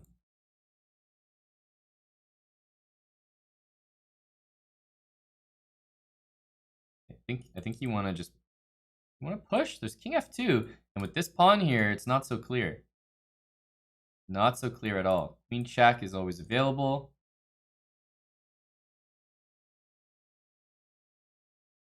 Black is just siphoning up those pawns. And that is a check, and that'll be GG. That will be GG. Big matchup still ongoing. Just don't play b5 and blunder the queen. I think he's got it. I think he's got it. Yeah, that knight, it just can't be tricky enough. It just can't be tricky enough. As we get to the end of round 8. Should be another draw. And what are these standings looking like? I guess we'll get another update once all the games are done. But first place, 8 out of 8. We have Anton Korobov here. Ariantari having a stellar title Tuesday as well. 7.5 out of 8. So remains undefeated. We have Daniel Dubov, Eric Hansen, Kirill Shevchenko, Dmitry Kollars, Vladislav Kovalev, Vladimir Onashuk, and Alexander Bortnik. Oh, I got all their names right. There we go. Those guys are at 7 out of 8. Chasing first place, we got a massive tie there. The tie breaks for Mr. Dubov are, probably the best in the tournament. He's been playing only the top players nonstop. But let's bring this one up. But yeah, man, after all that excitement, I think everyone could use a break. I think everyone could use a break. And this, I was going to say rook takes g6 would have been fine there. Certainly would have been sufficient for a draw. Okay. Well, let's see what the pairings are going to be for next round. Find that out in a couple minutes once we come back from the break. Oh, rook takes and pawn takes and GG, right? Yeah, this is over. This is over. Wow, what a win. What a win. All right. So we are at the end of round 8. We're going to take, as they say in sports, a TV timeout. That's right. We got to get those advertisements in. All the big companies paid for their slots. Let's make sure to sell more tickets. Everybody go get a refill. Take a short break. 5 minutes on the clock. And when we come back, we see the exciting conclusion of Title Tuesday. We still have one player with a perfect score. We have a lot of people on 7 out of 8 chasing the tail of Ariantari at 7.5 and Anton Korobov at 8 out of 8. We will be right back after this 5-minute break. Don't go anywhere, guys. The conclusion of Title Tuesday is coming up after this.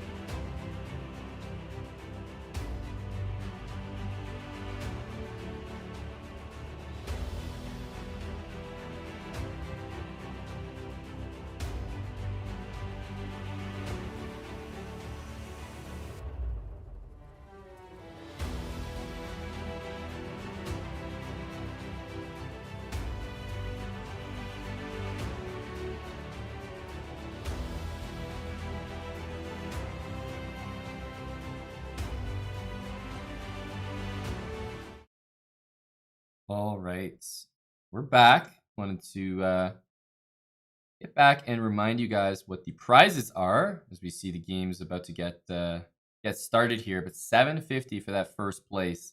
I'll just flash that really quickly. That is what the guys are playing for right now. We got Aryan with 7.5 out of 8 playing against Anton Korobov with a perfect 8 out of 8. Let's jump into the action here. I'm going to pull up a few other games to keep an eye on them. Eric's playing on board 2. He's playing against Dulles, which is Daniel Dubov, and then Bortnik on third board. And by the way, Ukraine is having a field day in this Title Tuesday. I think there's a Ukrainian on the top 4 boards. Onishuk, Bortnik, not on second board, but also on top board. So 3 out of 4 of the top boards feature a Ukrainian. There's also a Ukrainian on board 6, Alexander Zubov. So they are killing it right now. And speaking of, hey, is this theory? I think it actually is. I think it actually is some Grunfeld theory. Black basically sacrifices a pawn here on purpose in order to get the open C and A files. So it was on offer there, but now it's looking more like this will just be taken back by Eric here. 2 bishop positions, so something like takes here and bishop e6 could be played, or you just recapture on c5 and even up the materials. He likes to recapture. Makes some sense here. Got some Grunfeld theory. Always going to be a tough opening to play. Grunfeld in general is just one of those openings that requires you to consistently be up to date with theory. It's changing all the time, and it's a very unforgiving opening. If you forget one move in the Grunfeld, man, you already just have a worse position and struggling to equalize for the rest of the game. So that's where Eric is right now. Let's jump back to our board 1 though, and Aryan going for a4. Pretty normal, like kind of a blitz opening that he's gone for here. I think Black is generally pretty happy with these positions. He's got the 2 bishops, and this bishop on b2 is not that great. And then what White tends to go for, stuff like f5, maybe getting this queen over here. Sometimes g4, although I always caution against a move like that due to this bishop. But certainly Black is just better in these positions. Bishop c6 hitting the pawn, c2 is hanging. I think Aryan is already really struggling here. I think probably rook to c1, allowing pawn takes is just something you don't want to do. Normally you want to take first, but then it allows Black to take control of the a file. So it just already wasn't trending in Aryan's direction here. Bishop takes a4 is going to be a pawn right off the bat. Another one threatened. Not liking the position so far for him. Black doesn't have to deal with any attack so far.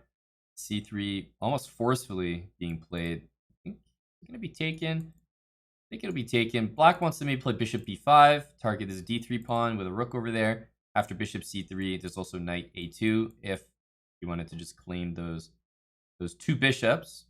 Because knight a2, bishop e5, there is knight takes c1. Let's not forget about that. And, well, I think Aryan did forget about that. Yeah, okay. Well, this is definitely a bad game for Aryan. He lost the pawn here. Missed this knight takes c. I wouldn't say he missed knight takes c1. I would say in this position he missed knight takes a2 because there's no move that he can really play here to save his rook. So it's less about him. I'm sure he didn't miss knight takes c1 here, but I think rook takes c3 was probably the better move here in hindsight. So anyhow, he's down an exchange here. Looks like c3 is falling. I'm probably going to switch over to the Eric game just because this does look like it's trending away from Aryan here at the beginning. Let's see. We got 2 bishops for White. However, Eric is poised to at least grab a pawn for his troubles here. That light square bishop looks like it's going to be really annoying. However, there's not really too good of a square to put it on this diagonal. Queen a6, and my goodness, it is scary with these back rank threats always looming in the position. Queen takes a7. I think Eric's in big trouble here. Hanging stuff all over the place. 2 bishops. This guy's hanging on a3, but this rook is obviously more valuable. Have to move it, and then c5 will be falling after that. So I think this one is getting away from Eric. Rook d7, also in the position. Now queen takes b8, not quite a back rank threat because you can go bishop f8 and run your king. But yeah, with 2 bishops and an outside pass pawn, it would be astonishing to see Eric hold this one. This is just real tough. Looks like it was just a good game from Mr. Dubov in this one. He's up a lot of time as well. Jumping back to Aryan's game, unfortunately, no progress here for Aryan. The queens have even been traded off. It looks like he snagged a pawn on the queen side, or on the king side rather, but he also lost his d3 pawn. So I can't see him can't see him getting out of this one. And I was gonna say rook to d1, simplifying the rooks is probably what I would have gone for there. But he's got 2 extra pawns here. He's got the extra material. This looks more and more like a win as we're in round 9 here out of 11. So 2 more games after this. Hikaru is trying to make a comeback here. I'm going to just briefly check his game on board 5. He's up material, but it's not that clear cut. It's not that clear cut. That pawn, though, is really important. Oh, the 2 seconds, I didn't even see. He was up a full minute and 20 seconds. Yeah, that'll probably do it. That'll probably do it. Hikaru wants to play bishop here and bishop to f3. At least I thought he was. Once the bishop gets to f3, rook d1 was going to be mate. Doesn't surprise me that Aryan has lost his game. It was just a really good game by Korobov. Nothing to be done there. Eric is still battling here, but I feel this is a battle he's fated to lose. Check and rook b7, I think is just a forced win here. I think it's just a forced win. In fact, you can even do it right now, and he will certainly not miss that opportunity. Some tough games for Aryan and Eric there. They both go down in, basically they go down swinging because they didn't feel like they had a chance there at all. Ooh, and this is that's going to be a nice little KO by Hikaru as he's making some ground. There's only one guy who's really out in front, and that is Anton Korobov. Mr. Korobov has moved to 9 out of 9 in this tournament, which is incredible. Let's take a look at Yospam here. A fan fave from South America, Peru to be exact. Very talented young player.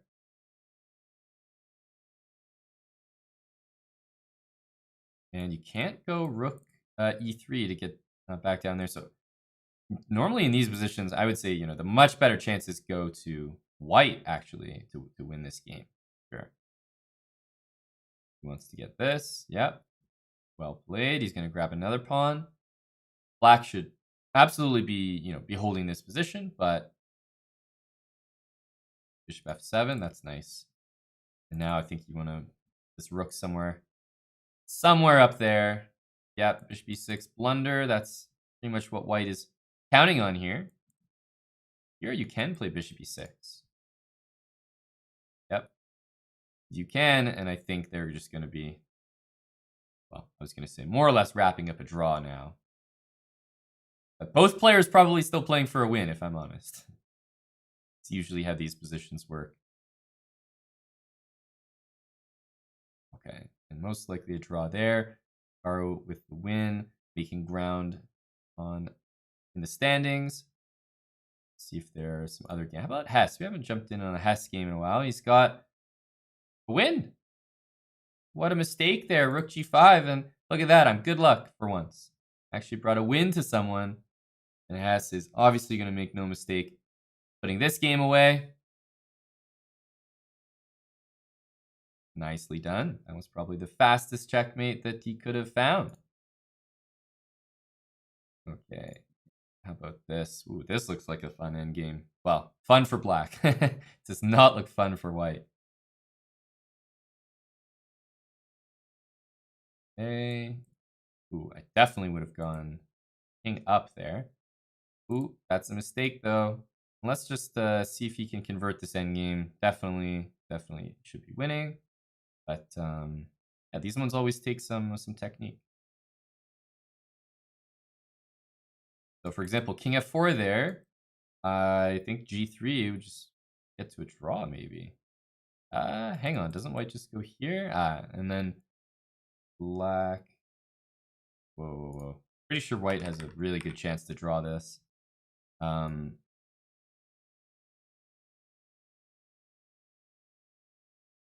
So So you have to play h3 here, and white should not take because then he loses.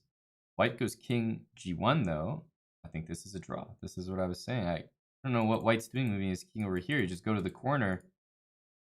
And yeah, I just don't know how to win this. Well, yeah, it's just a draw. No, nothing to calculate. Yeah, just run your king here, and that should be enough. Should be enough. Remember, even if black goes here and plays this, you know, takes, you lose, but you don't have to take. You always just go back, and this you just get stalemated. And this is a classic king and pawn draw. So, yeah, like, always run your king to the corner for sure. There's no question about that. Okay, we're in round 10. Jeez, I'm explaining some stuff and I realize the next round already started. But okay, it's just underway. We didn't miss much. Let me bring you guys the standings here. Let's take a look. I was going to say 9 out of 9 for this guy. I feel like it's not, like it's just not updated. Somehow the scores are all still out of 8. So I'm usually flipping the tabs does fix that. So unfortunately, I don't know why it's just kind of sitting there. But he is at 9 out of 9. And that's why he's playing Bortnik right now. And Hikaru is playing the guy that just won that endgame that we just took a look at.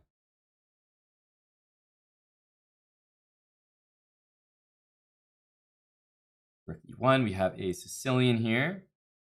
And I would say Hikaru, because he was a 1.5 behind, he pretty much has to win out. Pretty much has to win out here. Yeah, I think I will actually do that. Close out of this for now and bring it back up. It's not a bad idea. Probably it is going to work. As it usually does. Unplugging it, plugging it back in. There we go. Thank you for the reminder. A lot of Ukrainians, man, all near the top. Top 4 features 3 Ukrainians.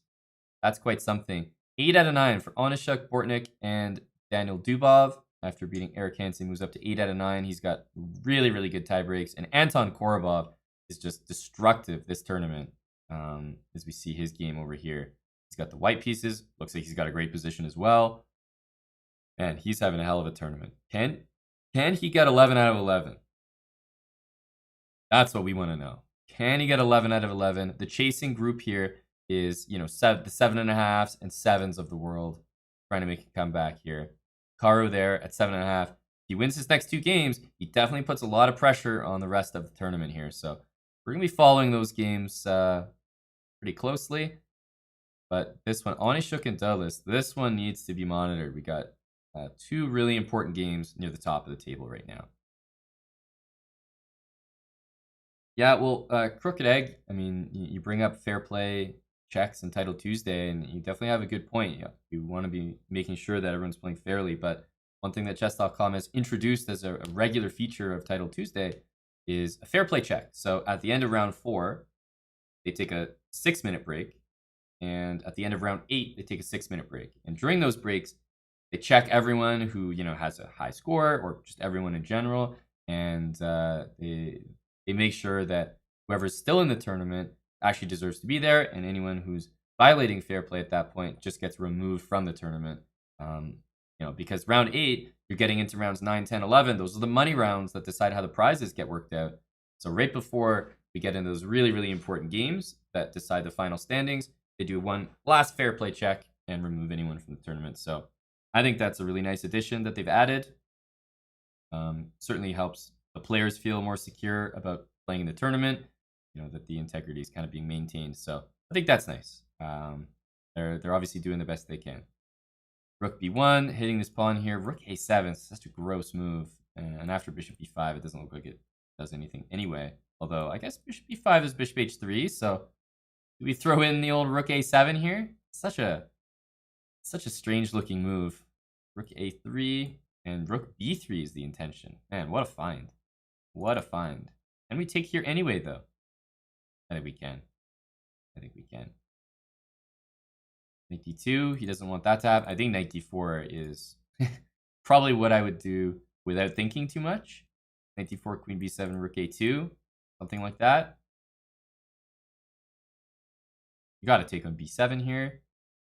And yeah, I don't know. Rook a2 looks probably equal, but black seems to be playing for the edge. Yeah, he does go rook a2. This looks good. I'm gonna quickly jump around to the other games because I see over here things are really heating up in this one. Takes, and yeah, the material's actually even. The knight is protected by the bishop, although it does look like it's in a bit of a strange spot. Black's also down a lot of time, but if there's just one guy that I think is probably okay with that, I think it's Bortnik. This guy is so speedy, especially near the end of the game.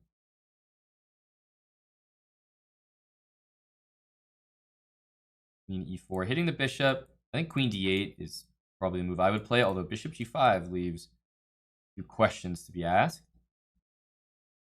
Oh, drawn by agreement. Okay, I didn't even see if there was a draw offer there. Apparently there was. Nice little Ukrainian peace party there. And the perfect score for Anton Korobov has been ruined. But he's at 9.5 out of 10. And probably another draw secures him at least a share first place. And if he wins his next game, he will certainly win the entire event. But no 11 out of 11. Hey, the fans. Guys like me, guys like the chat. We want to see 11 out of 11. Feels bad, man. Didn't quite get to see it today. Hikaru looks like he's well on his way here in this position. Look at these Irish pawns here. He just wins on time, but what a crushing game. He's moving up to 8.5. And with another win, I think he jumps onto the podium top 3 for sure, based on how the games are shaping up. Meanwhile, this looks closer and closer to a draw. If anything, white has kind of made some progress here because, you know, there's going to be some pieces jumping in. Yeah, bishop there, rook takes f6, and I think we could maybe just get a draw by taking it, and yeah, move the king somewhere, take on e4. White's, yeah, I think this is just dead. Probably they agree to a draw, but we'll see. We'll see. Depends on the type of player. Yeah, I think this is pretty much the same as offering a draw, basically. The pawns are on dark squares for black, which is ideal. White's gonna trade things off, and yeah, don't think anyone's gonna work too hard to win this one. So draw here, and there we go. It's been agreed. Let's bring up Aryan's game. He's got the outside pass pawn. Is this winning? I think there's no question that it is. Yeah, king d2, king b3, king c1, and then you can start bringing the king over. So he starts to make a run for it, but this is not going to work out, let me tell you that. Rook a6 by Aryan is probably going to be played. There it is. And then you just bring the king back to safety. Yeah, I was going to say he's probably going to do this. And then h4, rook g6, king e4. Nicely played. Nicely played. And there's even a checkmate threat on h6 that he has to contend with. So very well done. Aryan takes the win there after a tough loss. It's really nice to see bounce backs from any player. So 8.5 points there for Aryan, moving up in the standings. We see Shevchenko here as well. Also, I think I'm going to jump to this game. Krikor and Wonderful Time. That two very well-known names in the community. Krikor, with the the biggest Portuguese chess channel by far, and Wonderful Time streaming some 3,100 chess on his channel as well. GM Minlay on Twitch. Krikor with the black pieces here. Looks like he should be able to get these pawns going. Yeah, I think this queen b4 move should win the game. There we go. There we go. Nicely done. And there's probably only a few games left. This one looks very over. Probably only a few games left. This is one of them. White is really trying to work here to secure a draw, but wait a minute. Maybe black's trying to win because rook takes bishop is game over. So yeah, black is actually trying to win this position, by the way. If black was not trying to win, then we would see this game already wrapped up. Yeah, check is going to go there. And here there's knight g4 check. This is getting a little dicey. Okay, yeah, it's fine. I got rook there. I think he's going to go knight g4. Oh, okay. Yeah, sorry. Obviously, he's going to take the pawn. Rook h3 if he goes there. He is... How did he lose everything, by the way? This is still a draw. That's how draw the entire game was. But how is he just like? How did he lose every single one of his pieces? It's incredible. Title Tuesday is a remarkable event. It really is.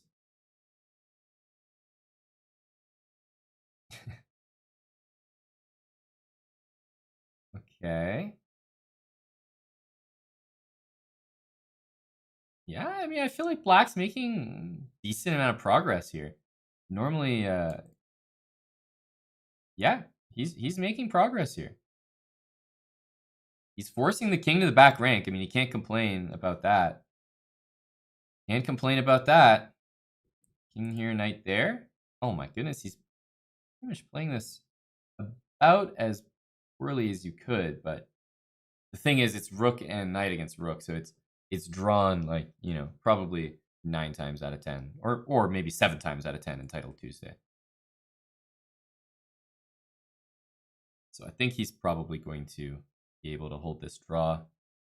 But still, he really made it hard on himself. My goodness. He made it hard on himself. Okay.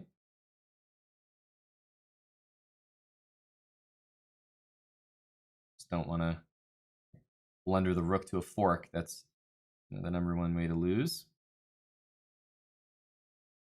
But yeah, it looks like he's doing a good enough job.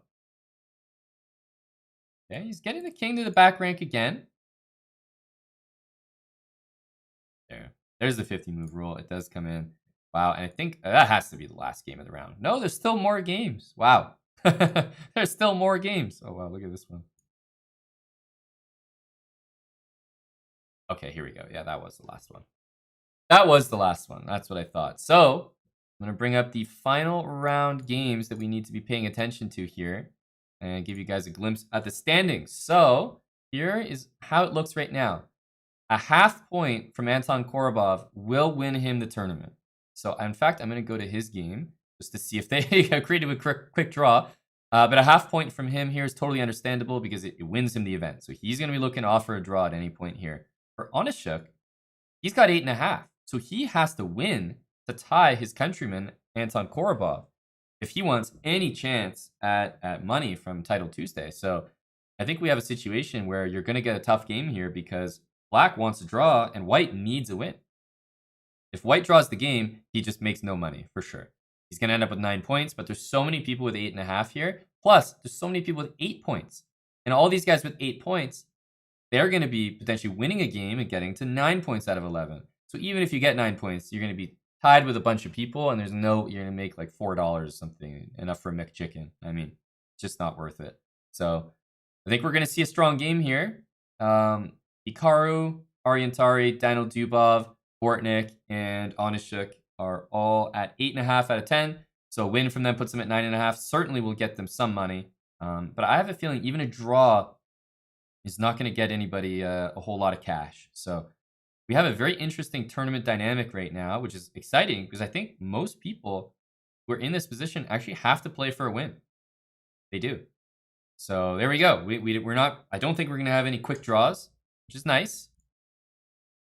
I'm going to pull up these top 3 boards. So we have Aryan and Daniel Dubov here playing at 8.5 apiece.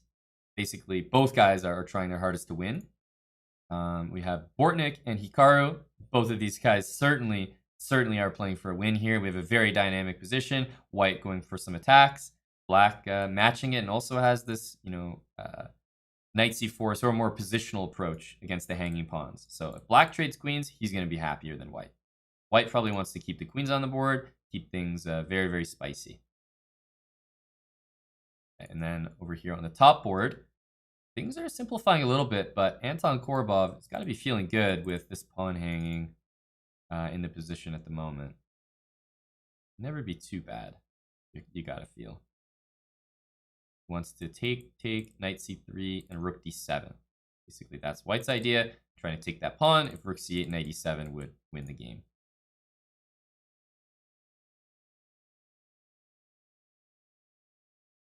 Okay, well, let's see here. Let's see, bishop f8. He doesn't want the pawn. wants to get a position probably like this. Rook d7, rook c. We got rook c8 here. No, maybe knight c5 and take, or knight takes c3 and just the simplifications help. Goes rook there. I didn't think he was going to do that because of knight a7, but now I see his intention. I think I see his intention to play knight c5. Yeah, and he does. That's a nice move. That's a really classy move there. Does not look smart for white to take that rook. Going to have to retreat his rook. And then black has the nice option of just moving the rook here, for example, even to a8. But moving the rook to safety, followed by taking that b3 pawn. So really, really good chess there. And actually, with this move, black just offered a draw. Honestly, as white here, you need to play for a win if you want to win this tournament. But a draw is a fair offer there by black because I think black is doing well. I think he's a little bit ahead. However, white declined the draw, and he's going to play on. You love to see it. Some fighting chess. At this point, a draw and a loss are worth the same to Honest Shook, the way I see it. So I agree with his decision there. I like his decision to play on. Okay, back here we have Hikaru winning a very important pawn. Winning a super important pawn. So basically, if the attack is not successful here, and what happens there? Okay, I guess the bishop's defended. If the attack is not successful for white, you know that Hikaru is going to be winning the, just the regular position that ensues afterwards. Maybe queen f4 here. Got some intentions like f7 hanging, queen f6. I feel like queen f4 is a reasonable move. Queen f4, f5 looks like it's going to happen.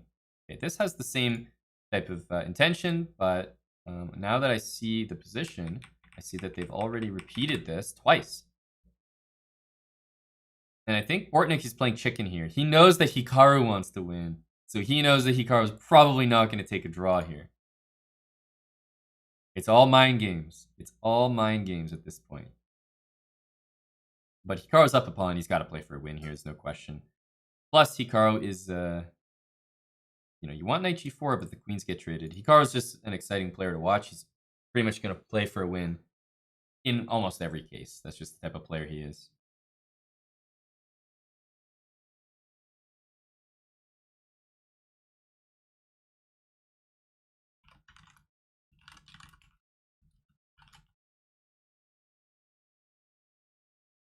Knight g4.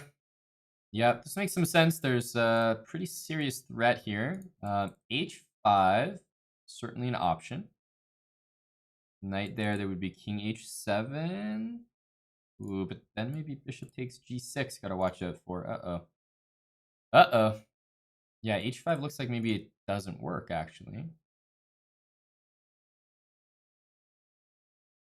So if not h5, what do you do? I think you have to play h5. Oh, he goes rook d8. He's making a run for it. But this has to fail somehow.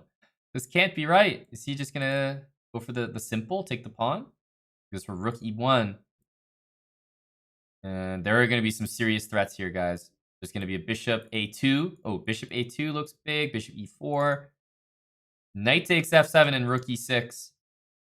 King f8. Queen h8 is checkmate. Hikaru's in big trouble here. He might have to sack the queen. I thought he was going to sack the queen. No, he's going to play this way. Understandable. This makes a little bit more sense. But bishop e4, rook e7. Yeah, rook e7. This might be a KO here. And Hikaru, just the type of player he is. Obviously, he's going to go for the win, but Bortnik was up to task, takes the win, and moves to 9.5. Let's quickly check the other games. In fact, we had Anton Korobov win his game on board 1. I'm going to stay with this one for now because we're right in the heat of it. As Tari is facing checkmate in 1, can he find something in this position? I think he has, because there's at least queen g4 covering mate. At least queen g4. Yep. With 1 second left, rook b4, a last-ditch attempt. e4, it's going to be taken, though. Hang on a sec. Oh, my goodness. Take it. Take it at bishop e4. Or bishop e4 right away. Bishop e4? Oh, my goodness. Bishop e4. This queen takes f8. Oh, my goodness. That would have been nuts. And Securing the win is Aryan Tari. But oh my goodness, can you imagine? Can you imagine playing this move and facing queen takes f8? It doesn't even look like it would win. Maybe, does black still win this or something? Okay. This would have just been so nasty. But maybe black still wins this insanely. I don't even know how. And like run your king up the right. The whole thing's a blur. The whole thing's a blur. What a finish. Aryan Tari moves to 9.5 with that win. And the final standings are shaping up to be super exciting. But 10.5 points for Anton Korobov can't be understated. That is a monster performance. Super sick. Yeah, 10.5 points. Very impressive. First place for him no matter what. Tari and Bortnik both had wins, moved to 9.5 out of 11. It looks like they're going to be the only two players at 9.5. They're going to be the only two players at 9.5, which means that they're going to take second and third respectively. Of course, Aryan is up there on the tie breaks. I'll bring another game up here. He's up there on tie breaks, but the money does get shared. And then David Howell and Becca95 sneaking into 4th and 5th place. They are going to share some money as well, as they're tied up there with 9 out of 11. 9 out of 11, and meanwhile, this should be a win. There we go. And I'm not sure if there are any more games. A couple more games here just to close out Title Tuesday. We're in round 11. The final round of the tournament. It's been an exciting one. It's been a while since I've commentated Title Tuesday. I've played it more recently than I've commentated the tournament. And wow, Roberto JBM allowing rook takes g6.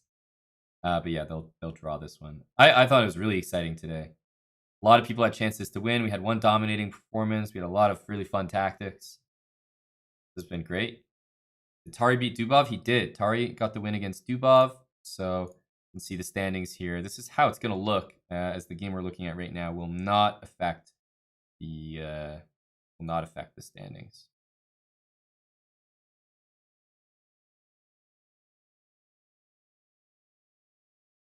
Not really sure why he's playing this out. Doesn't make sense. Black's been declining a draw for a while. I understand the frustration when you're in the tournament, but in the last round, it's like, don't you have better things to do? And I literally do not have better things to do than to sit here and watch this. So unfortunately, I'm stuck here. but don't you have better things to do? I mean, I'm getting paid to sit here and watch you. I'm fine. I get paid by the hour, boys. You know, he wants to play that one out for another couple thousand moves. It's fine with me. But I'm just surprised he doesn't have better things to do. All right, tournament's over. We got Anton Korobov up there in first place. Again, super impressive performance. 10.5 out of 11. What more can I say about that? That is an astonishing result. He's undefeated. He only gave up one draw. Aryan Tari had one loss that we witnessed, but otherwise an incredible performance as well. Bortnik and Tari, both those guys playing the heavy hitting, top GMs in this tournament for the last half of the tournament. Like they just nonstop playing against 3000s. So again, really impressive. So there's your podium: Anton Korobov, Aryan Tari, Alexander Bortnik, and then we had the back doors from 9 out of 11 points is also a stellar result for David Howell and Becca95, who I'm not actually sure who that grandmaster is. I have a few guesses, but I won't go making crazy predictions here, so I'm not 100% sure. But very impressive there. Top 5, there you go. You can see the top 10 there on the screen as well. So that's how it finishes. Title Tuesday, June 22nd. I thought that was a lot of fun, especially the conclusion there. We got some fighting chess in the last round. $750 over to Anton Korobov. We are wrapping up here. Title Tuesday finished for today. We'll be back next week, 10 a.m. Pacific time, every Tuesday. So, put it on your calendars. It's an exciting show hosted on Chess.com. and pretty much all your favorite streamers, if they're titled, are going to be playing in this one. So we are going to take our leave for now. Hope you guys enjoyed the show. You can follow myself over at Amon Hambleton on the social networks. That's Instagram, Twitter, at Amon Hambleton, my full name. And catch me over on twitch.tv/chessbra, where I'll be streaming along with Eric. Eric was playing in Title Tuesday today. He put in a good showing, although I think he lost his last round because he was playing this Becca 95 guy. But yeah, if you haven't checked out the Chessbra channel, that's where you can find me streaming. So hope you guys enjoyed, and see you guys over at the Chessbra channel someday, I hope. Bye for now.